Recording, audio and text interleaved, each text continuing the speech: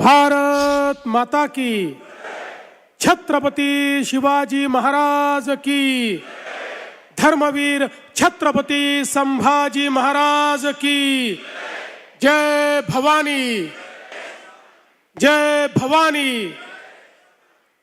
हिंदवी स्वराज्याचे सरसंस्थापक छत्रपती शिवरायांना मानाचा मुजरा करतो।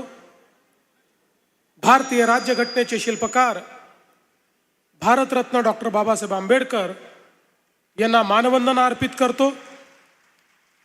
आणि आजच्या या विराट अशा सभेमध्ये मंचावर उपस्थित असलेले राज्याचे सार्वजनिक बांधकाम मंत्री आणि आपल्या जिल्ह्याचे पालकमंत्री सन्माननीय शिवेंद्रसिंहराजे भोसले, आपले माजी पालकमंत्री आणि आमदार संभाजी पाटील निलंगेकर, सन्माननीय आमदार रमेश अप्पा कराड, अभिमन्यूजी पवार, आपल्या लातूरच्या या निवडणुकीची जबाबदारी ज्यांच्यावर आहे त्या डॉक्टर अर्चनाताई पाटील चाकूरकर, संजयजी कोडगे, जिल्हाध्यक्ष बसवराजजी पाटील, शहर अध्यक्ष अजितजी कव्हेकर, सुनीलजी गायकवाड, सुधाकरजी श्रृंगारे, ज्यांनी आपल्याला समर्थन दिलं ते पीपल्स रिपब्लिकन पार्टीचे जयदीप भाऊ कवाडे, पाशाजी पटेल, शिवाजीराव कव्हेकर, बबरूवान खांदारे, गोविंद अण्णा केंद्रे, त्र्यंबकजी भिसे, अरविंद पाटील निलंगेकर, दिलीपजी देशमुख, गणेशराव हाके, राहुलजी केंद्रे, शैलेश भाऊ लाहोटी, अमोल निवदे, गुरुनाथ मगे, देवीदास काळे, शैलेश गोजमगुंडे, संजय हलगरकर, स्वातीताई हुंडे, त्याचप्रमाणे शोभाताई अकनगिरे, स्वप्नील वंते, संजय गिर, निखिल गायकवाड, राहुल भुतळा, निर्मलाताई कांबळे, सुरेश जाधव, काकासाहेब चौगुले, रोहित पाटील, गोपाळ वांगे, सचिन सुरवसे, मंचावर उपस्थित आपले सर्व मान्यवर, विशेष रूपाने या ठिकाणी उपस्थित असलेले लातूर महानगरपालिकेकरता आपल्या सगळ्यांचा आशीर्वाद घेण्याकरता आलेले आपले सर्व उमेदवार, या ठिकाणी मोठ्या संख्येने उपस्थित असलेल्या माझ्या सर्व लाडक्या बहिणी आणि तितक्याच लाडक्या भावांनो, पहिल्यांदा तर मी लातूरचे ग्रामदैवत सिद्धेश्वर रत्तेश्वराच्या चरणी नतमस्तक होतो आणि आई गंजगोलाई माता भवानी यांच्याही चरणी या ठिकाणी नतमस्तक होतो। खरं म्हणजे लातूर ही एक अशी भूमी आहे की ज्यांनी या महाराष्ट्राला खूप मोठ्या प्रमाणात नेतृत्व दिलं। आपल्याला कल्पना आहे या ठिकाणी चाकूरकर साहेबांचा उल्लेख झाला। चाकूरकर साहेबांचं जर आपण एकूण राजकीय आयुष्य बघितलं तर ज्या प्रकारे नगराध्यक्षापासनं तर लोकसभेच्या अध्यक्षापर्यंत आणि महाराष्ट्रातल्या मंत्र्यापासनं देशाच्या गृहमंत्र्यापर्यंत त्यांनी ज्या पद्धतीनं कारभार चालवला, राजकारणामध्ये अशा प्रकारचे लोक हे आपल्याला विरळ दिसतात। त्याचप्रमाणे शिवाजीराव पाटील निलंगेकर साहेब असतील किंवा ज्यांनी या लातूरला एक वेगळी ओळख दिली ते माजी मुख्यमंत्री विलासरावजी देशमुख असतील। खऱ्या अर्थानं विलासरावजी देशमुख एक असं नाव आहे की जे पक्षाच्या पलीकडे ज्या नेत्यांचा आपण या महाराष्ट्राच्या जडणघडणीमध्ये मोलाचा वाटा आहे म्हणून ज्यांचा आपण आदर करतो त्यातलं एक प्रमुख नाव हे विलासराव देशमुखांचं आहे। हे सांगताना मला या ठिकाणी कुठलाही संकोच नाही।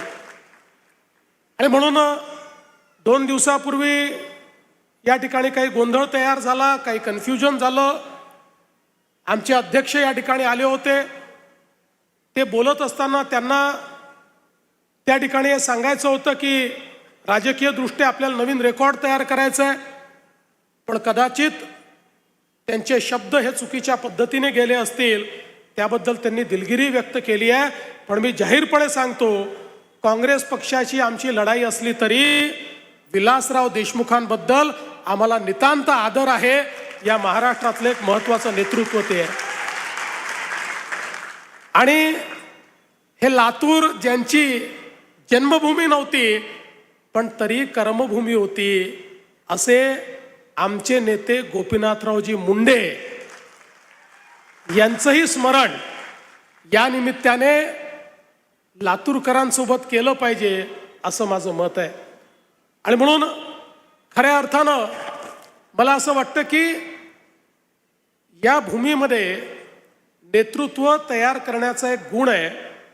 आणि म्हणूनच आजही आपण पाहतो, मंचावर बसलेली जी आपली नेते मंडळी आहे, या प्रत्येकाने अतिशय चांगल्या पद्धतीनं या लातूर शहराच्या आणि लातूर जिल्ह्याच्या विकासाकरता या ठिकाणी काम केलं. खरं तर बंधू भगिनींनो, आता या ठिकाणी महानगरपालिकेची निवडणूक आहे. विधानसभेच्या निवडणुकीच्या वेळी डॉक्टर अर्चनाताई पाटील यांनी ज्या प्रकारे लातूरमध्ये एक प्रचंड मोठी लढत दिली, विजयाच्या जवळ पोचल्या होत्या, थोडक्यानी राहिल्या, पण आता ती कसर लातूरकर या महानगरपालिकेच्या निवडणुकीत भरून काढल्याशिवाय राहणार नाही, हा विश्वास मला पूर्णपणे आहे.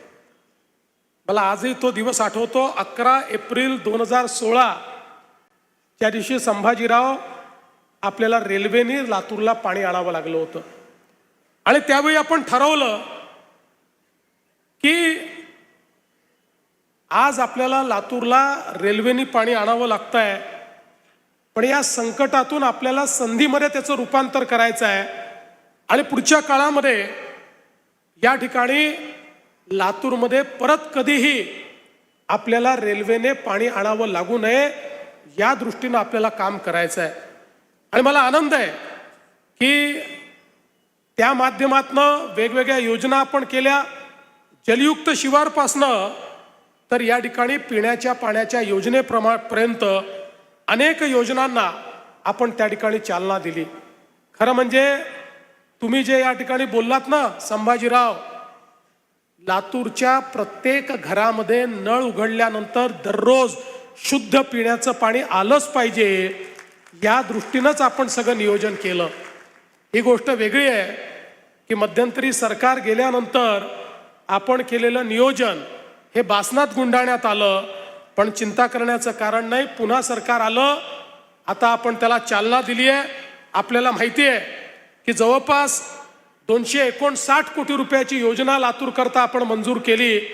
22% कामही त्याचं पूर्ण झालेलं आहे. धनेगाव धरणापासनं हरंगुळ जलशुद्धीकरण केंद्रापर्यंत नवीन मुख्य पाईपलाईन असेल, त्यातनं आपण पाणी पुरवठा करणार आहोत. आणि आता या महानगरपालिकेच्या निवडणुकीनंतर याच्या दुसऱ्या टप्प्यालाही मान्यता मी देणार आहे. त्यामुळे पुढच्या काळामध्ये या ठिकाणी पिण्याच्या पाण्याचा प्रश्न असणार नाही. मी कोणावर टीका करण्याकरता या ठिकाणी आलो नाही, पण काही लोकांनी अशा प्रकारे या ठिकाणी वचनं दिली होती की निवडणुकीत निवडून आल्यानंतर 100 दिवसात पाणी देईल, नाहीतर राजीनामा देईल. त्यांनी पाणी दिलं नाही आणि राजीनामाही दिला नाही. पण आपल्याला त्यांच्याबद्दल काही म्हणायचं नाही, मी कोणावर टीकाच करत नाही. मी तर विकासाबद्दल बोलण्याकरता या ठिकाणी आलो आहे. आज आपण बघा, माननीय मोदी साहेबांनी ज्या प्रकारे 2014 नंतर शहर विकासाच्या योजना आणल्या, त्यामुळे आज शहरं बदलत आहेत. जवळजवळ 70 वर्ष आपल्या देशामध्ये एक राज्यकर्त्यांची भूमिका होती की भारत हा गावांमध्ये राहतो, गावांचा विकास म्हणजे देशाचा विकास. संकल्पना बरोबर होती, कुठेही चूक नव्हती. पण त्याच वेळी आपल्या राज्यकर्त्यांना हा विसर पडला की भारतामध्ये शहरं देखील आहेत, शहरांमध्ये लोक राहतात, शहरांमध्ये राहणारी जी लोक आहेत त्यांनाही आपल्याला सुखसोयी द्याव्या लागतील. शहरातला गरीब, शहरातला मध्यमवर्गीय याचाही विचार करावा लागेल. पण कुठलंही नियोजन आपण केलं नाही. परिणाम काय झाला बघा. गावाकडनं लोक शहरामध्ये येत होते, शहराची लोकसंख्या वाढत होती. नियोजनाभावी ज्याला जिथे जागा मिळेल तिथे तो बसत होता. अतिक्रमणं होत होती, झोपडपट्ट्या बसत होत्या. मग पिण्याच्या पाण्याच्या समस्या तयार झाल्या. मग घनकचऱ्याचा प्रश्न निर्माण झाला. नालीमधनं गटारी व्हायला लागली. दुर्गंधी, मच्छर अशा पद्धतीची शहरांची अवस्था झाली. तेच पाणी विहिरीत जायला लागलं, तेच नदीत जायला लागलं, तेच आपल्या तलावात जायला लागलं. जलस्रोत प्रदूषित झाले. पण शहरांकरता कुठल्याही योजना नसल्यामुळे शहरं ही बकाल होऊ लागली. ज्या शहरांकडे लोक आशेने पाहत होते, आपलं कल्याण करण्याकरता आले होते, तीच शहरं कुठल्या तरी बकाल अवस्थेत जाताना आपल्याला पाहायला मिळाली. पण 2014 साली मोदीजी देशाचे प्रधानमंत्री झाल्यानंतर मोदीजींनी सांगितलं, गावाचा विकास तर महत्त्वाचा आहेच, पण शहराचा विकास देखील तेवढाच महत्त्वाचा आहे. कारण देशाच्या GDPच्या 65% GDP हा शहरात तयार होतो. लोक शिक्षण, आरोग्य आणि रोजगाराकरता शहरामध्ये येतात. येणाऱ्या लोकांकरता, गरिबांकरता, मध्यमवर्गीयांकरता इन्फ्रास्ट्रक्चर तयार करावं लागेल. त्यांच्याकरता सोयी तयार कराव्या लागतील. पिण्याचं पाणी, गटारी, रस्ते, त्या ठिकाणी घरांची व्यवस्था, या सगळ्या गोष्टी कराव्या लागतील. आणि म्हणून देशाच्या इतिहासामध्ये 70 वर्षानंतर मोदीजींनी पहिल्यांदा शहराकरता, शहराच्या विकासाकरता योजना तयार केल्या. ज्यामध्ये स्मार्ट सिटीची योजना असेल, अमृत भारत शहरांची योजना असेल, ज्यामध्ये स्वच्छ भारत शहरी मिशन असेल, ज्यामध्ये प्रधानमंत्री आवास योजना शहरी असेल. अशा अनेक योजनाच्या माध्यमातून हजारो कोटी रुपये हे शहरांकरता देणं सुरू केलं. एकट्या महाराष्ट्राचा जर विचार केला ताई, तर 50,000 कोटी रुपये महाराष्ट्रातल्या शहरांना मोदीजींनी या ठिकाणी दिले आणि शहरं बदलायला लागली. आज हे तुम्हाला 200 कोटी रुपये जे आम्ही देतो, हे कुठनं येत आहेत? हे सगळे मोदीजींनी दिलेले पैसे आहेत. हे अमृतमधले सगळे पैसे आहेत. आज आपण पाहतोय पिण्याच्या पाण्याकरता या ठिकाणी जो पैसा आपल्याला मिळतोय, अमृतच्या योजनेतनं मिळतोय. भुयारी गटाराकरता 305 कोटी रुपये आपल्याला मिळाले. हा सगळा अमृतचा पैसा आहे, माननीय मोदी साहेबांनी दिलेला पैसा आहे, की ज्याच्या माध्यमातून या ठिकाणी आपण भुयारी गटाराची योजना करतोय. 53 MLDचा सांडपाण्याचा शुद्धीकरणाचा प्रकल्प करतोय. कारण मोदीजींनी सांगितलं, हे घाण पाणी, सांडपाणी आता नदी नाल्यांमध्ये, विहिरीमध्ये जाणार नाही. ते भुयारी गटारातनं STP मध्ये जाईल. त्या ठिकाणी पाण्यावर प्रक्रिया होईल. त्यातली जी विष्ठा आहे ती बाजूला काढली जाईल, मैला बाजूला काढला जाईल. त्याचाही उपयोग खत निर्मितीमध्ये केला जाईल. आणि उरलेलं जे शुद्ध पाणी आहे तेच नदीमध्ये, नाल्यांमध्ये किंवा विहिरीमध्ये सोडलं जाईल. ते दुसरीकडे जाणार नाही. अशा पद्धतीनं आज हजारो कोटी रुपये आपल्याला मिळाले आणि शहरं आपली चांगली होत आहेत. आज आपण बघा, मागच्या काळामध्ये शहरांमध्ये घनकचऱ्याचे ढीग होते. घनकचरा आपली लायबिलिटी होती. पण मोदीजींनी सांगितलं, घनकचऱ्याला संपत्ती समजा. आज घनकचऱ्याच्या व्यवस्थापनाच्या माध्यमातून मोठ्या प्रमाणात केंद्र सरकार, राज्य सरकार पैसा देत आहे. हा घनकचरा आता लायबिलिटी नाही आहे, ती आपली संपत्ती झाली आहे. त्या कचऱ्यावर प्रक्रिया करून आता आपण खतांची निर्मिती करतो. त्या कचऱ्यावर प्रक्रिया करून त्यातनं कोळशासारखे पेलेट आपण तयार करतो, जे वीज निर्माण करणाऱ्या कंपनीला विकता येतात. आणि आता तर मोठ्या शहरांमध्ये कचऱ्यापासून आम्ही विद्युत निर्मिती देखील सुरू केलेली आहे. त्यातनं पैसा हा आज आपल्या या सगळ्या महानगरपालिकांना त्या ठिकाणी प्राप्त होतोय. याकरता देखील केंद्र सरकारच्या माध्यमातून मोठ्या प्रमाणात निधी आपल्याला मिळतोय. आणि पुढच्या काळामध्ये, मागच्या काळात आपण काही योजना कचऱ्याच्या संदर्भात देखील या महानगरपालिकेमध्ये आपण सुरू केल्या. पण माझी अपेक्षा अशी आहे की पुढच्या काळामध्ये लातूरला एक मॉडेल शहर म्हणून आपण तयार केलं पाहिजे. आणि या ठिकाणचा जेवढा कचरा आहे, हा सगळा कचरा त्या ठिकाणी त्याच्यावर प्रक्रिया करण्याचं काम हे आपण केलं पाहिजे. अशा प्रकारची विनंती या निमित्ताने मी करतोय. आणि त्याचसोबत खऱ्या अर्थानं या लातूरमधल्या जे काही आमचे सामान्य लोक आहेत यांच्याकरता रुग्णालयाचा विषय ताई तुम्ही ठेवला, पालकमंत्री महोदय यांनी सांगितलं, आता तो प्रश्न आम्ही सोडवलेला आहे। या ठिकाणी लातूरमध्ये एक अत्यंत आधुनिक अशा प्रकारचं जिल्हा हॉस्पिटल आणि रुग्णालय हे आम्ही तयार करणार आहोत। सर्व प्रकारच्या रोगांचा इलाज हा त्या ठिकाणी झाला पाहिजे असा आमचा प्रयत्न आहे।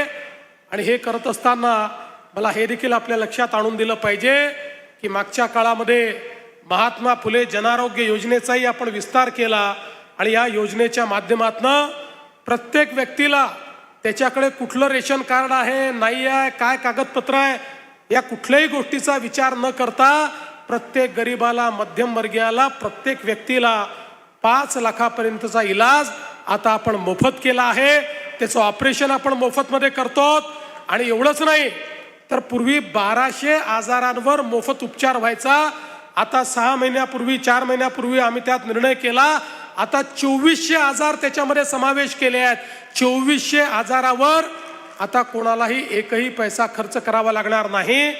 आणि 10 आजार आम्हाला असे लक्षात आले की ज्या आजारांमध्ये 5 लाखात होत नाही त्या आजारांमध्ये त्यापेक्षा जास्त पैसे लागतात।